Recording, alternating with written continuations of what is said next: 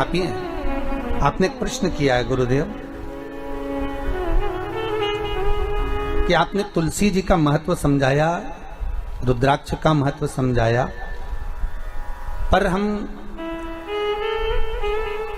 आप कहते हैं कि गले में तुलसी हो, रुद्राक्ष हो, स्नान करने जाएं तो वो पानी शरीर पर आता है तो गंगा यमुना सरयू सरस्वती का फल मिल जाता है। पर हमारे को ऐसा सुनने को मिलता है कि रात को तो तुलसी की माला, रुद्राक्ष की माला उतार दी जाती है, फिर हम सुबह स्नान करने जाते हैं तो वो जल तो रहता ही नहीं है। पहली बात तो संजीव जी, शिव महापुराण की कथा कहती है कि इस श्वास का कोई भरोसा नहीं है, हर पल जपो। तो यहां शास्त्र कहता है कि गले में जो तुमने तुलसी की माला धारण करी है या रुद्राक्ष पहना है, उसको उतारने का महत्व नहीं है कहीं पर भी, कि आप इसको उतार को रात पर सोइए।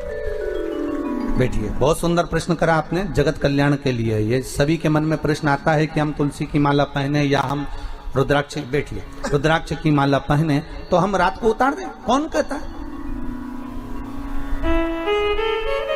आप तो तुलसी, रुद्राक्ष कभी शमशान में भी आप पहनकर चले गए, कभी हॉस्पिटल में भी आप पहनकर चले गए, कभी किसी सूतक सुए के घर में भी आप पहनकर चले गए, तो ना तो तुलसी ना रुद्राक्ष ये दोनों कभी अशुद्ध नहीं होते। जैसे गंगा का जल जहां भी रख दो वो हमेशा शुद्ध ही रहता है, उसी तरह तुलसी और रुद्राक्ष भी शुद्ध है, वो कभी अशुद्ध नहीं होते। कौन कहे आपसे कि आप इसको उतारो और मालूम पड़े अपन उतार के रात को सो और रात के प्राण निकल गए तो भाई जीवन का क्या भरोसा है? कौन ने देखा, किसने देखा, कब देखा? तो यहां तो शास्त्र कहता है कि बिना तुलसी के भगवान जब भोग ग्रहण नहीं करता तो बिना तुलसी के भगवान तुम्हें बैकुंठ कैसे घुसने देगा, प्रवेश कैसे देगा? बिना बेलपत्री के शंकर कुछ अंगीकार नहीं करता तो बिना रुद्राक्ष के शिव कैलाश कैसे लेकर जाएगा?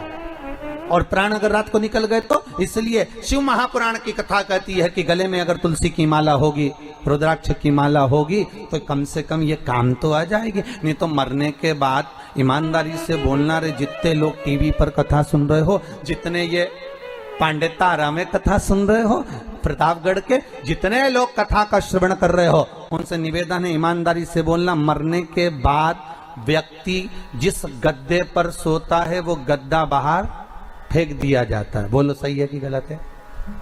अच्छे से तो बोलो, सही है?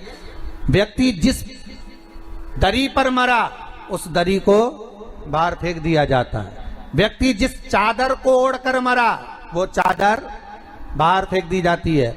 व्यक्ति जिस कपड़े को पहना वो कपड़े बाहर फेंक दिए जाते हैं। अब ईमानदारी से बोलो तो व्यक्ति जिस चेन और अंगूठी को पहना वो